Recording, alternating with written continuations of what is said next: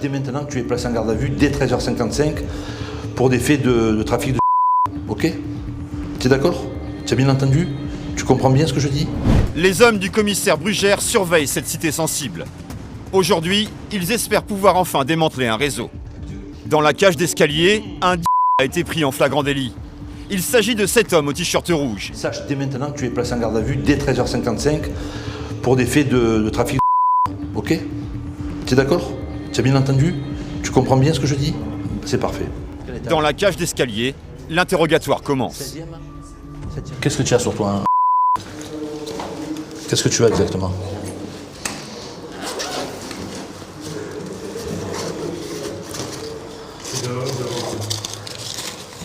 Tu as vendu que ça depuis aujourd'hui? C'est pas possible. C'est pas possible. Non, non, il y a eu un relevé. C'est pas possible que tu aies que 30 € sur toi. C'est pas possible. Il n'y a que ça. Et combien de barrettes? Tiens, compte-moi les barrettes déjà.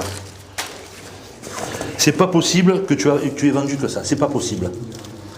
On a une surveillance. Où sont passés les sous? Tu les as cachés quelque part? Non, pas. On en a combien de barrettes? 71 barrettes. 71 barrettes. Quel âge tu as, toi? Quel âge tu as? 20 ans. Ça va. Dans les étages, la brigade canine fouille les parties communes de l'immeuble. Les cachent rarement leurs marchandises à leur domicile. Lève-toi, lève-toi. Est-ce que tu as d'autres choses? Et mon chien. C'est séché, c'est fait pourquoi? C'est les sachets vides, en général, une fois qu'ils ont vendu leurs produits, en fait, ils les cachent ici, et après ils laissent le conditionnement ici, dans les gaines, il y en a un peu partout à l'étage. Ouais. Ça montre que le trafic de il est assez conséquent quand même, pour un petit bâtiment comme ça, avoir les sachets à chaque gaine, ça montre qu'il tourne bien, quoi. Voilà. À mon avis, c'est 1 millier d'euros par journalier en matière de transaction. Et là, pourquoi le jeune, il n'avait pas beaucoup d'argent sur lui, le revendeur? Alors, on pense que avant l'interpellation, il y a un individu qui est venu récupérer son argent. Au cas où il se fasse interpeller, pour ne pas tout perdre. Un étage plus haut, le chien de la brigade fait une découverte accablante. C'est bien. Non. Attends. Prends-moi la lampe. Non.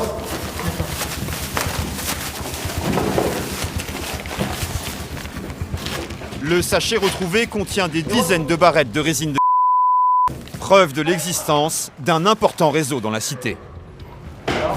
C'est bien mon bébé. Ouais. C'est bien bébé.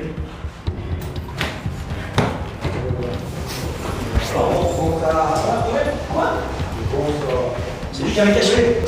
Ouais. Beaucoup? Bah, tu vois le chien. Hein? Le chien. Quel étage maintenant que t'as regardé? Dernier étage. Entre le 8e et le demi-niveau. Entre le 8e et le dernier. Tout le monde. Vas-y, fais voir. On peut voir s'il est mort. Nickel. Vous êtes satisfait, Christian? Ah oui, très bien. Franchement, bon travail de tout le monde. Mets-le à part par contre. Bon travail de tout le monde. Les policiers sont surpris par l'importance de la prise. Ils décident de continuer leur fouille au domicile du suspect qui habite l'immeuble voisin. Essayez de rester par contre derrière le collègue en intervention.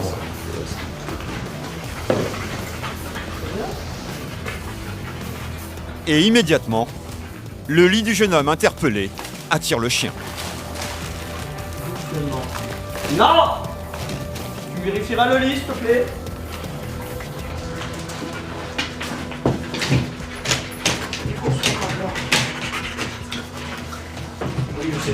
J'ai compris. C'est bon. Roland, voilà, soulève le draous, s'il te plaît.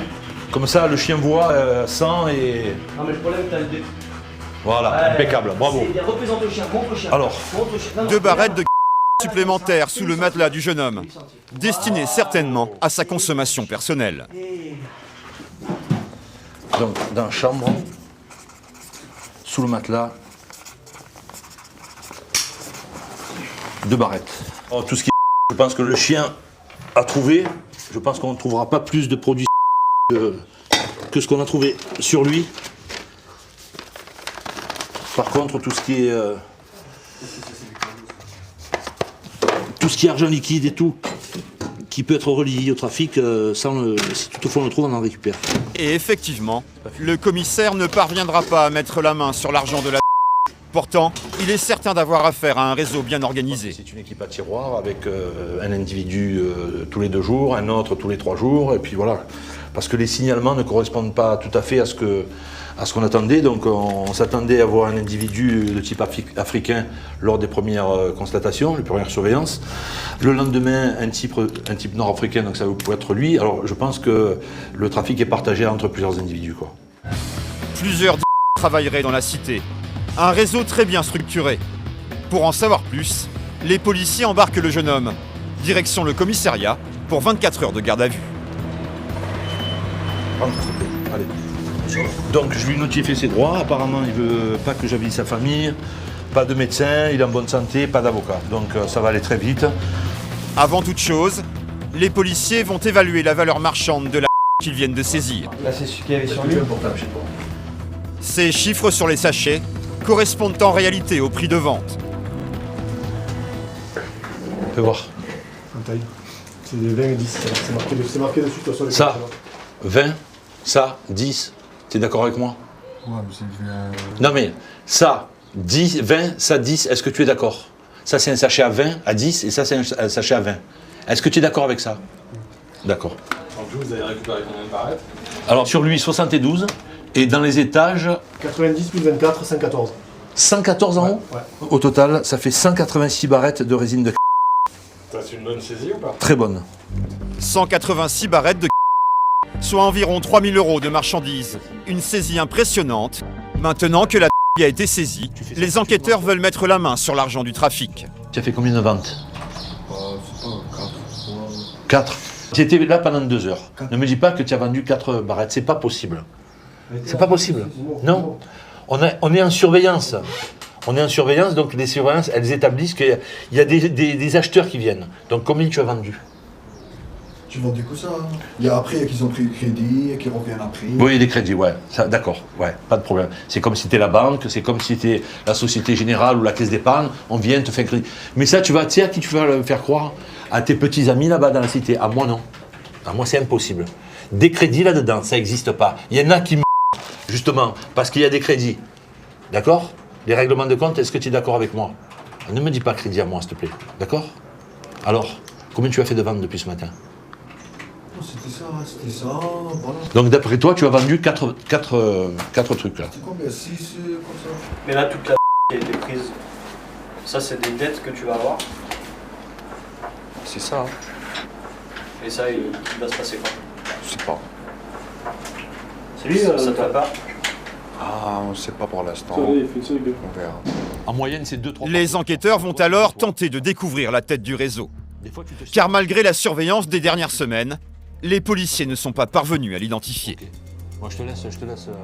Ça, les 72 barrettes qu'on a retrouvées sur toi, dans le sac, qui c'est qui te les donne? Qui sait où tu te ravitailles? Auprès de qui tu te ravitailles? Le patron, là, ce matin, il Ouais. a dit quelqu'un, Ouais. un très bon parti, c'est tout. Comment il est ce gars? Hein? Comment il est ce gars? C'est-à-dire, Physiquement, il est comment? ah, il est un peu musclé, wesh. Non mais, c'est un Français, c'est un Nord-Africain, c'est un Africain, c'est un Européen. Ah, c'est un Français, hein. C'est un Français. Ah, c'est des Français, c'est France. Non mais, est-ce qu'il est d'origine du Maghreb? Est-ce que c'est un black? Est-ce que c'est Ah, c'est pas trop. Tu sais pas. Une description bien vague qui n'apportera là non plus aucune information utile aux enquêteurs. Ici à Marseille, quand il s'agit de c'est l'omerta. Pourtant, nous tentons d'en savoir plus. Vous faites ça pourquoi? C'est un boulot, c'est ça? Non.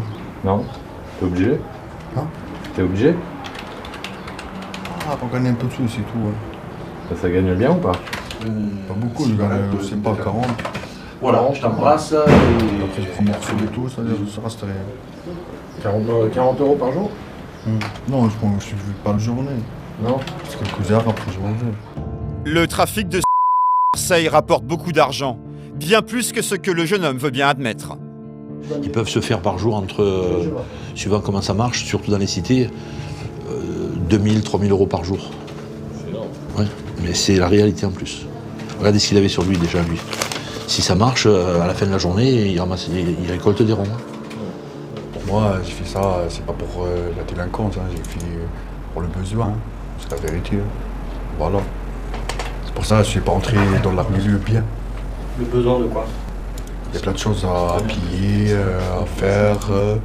Et voilà, j'ai marié cette année, il y a beaucoup de choses. Tu te maries? Ouais, je dois me marier cet été. Puis tout le temps C'est ça. Tu vas te marier en France? Ouais. C'est toi qui payes le mariage, toi? Ah ouais, c'est normal. C'est qui va payer? Depuis notre tournage, a été incarcéré. Des affaires comme celle-ci font partie du quotidien des policiers marseillais. Ces 12 derniers mois, ils ont multiplié les arrestations et les saisies. La guerre au est déclarée et elle n'est pas prête de s'arrêter.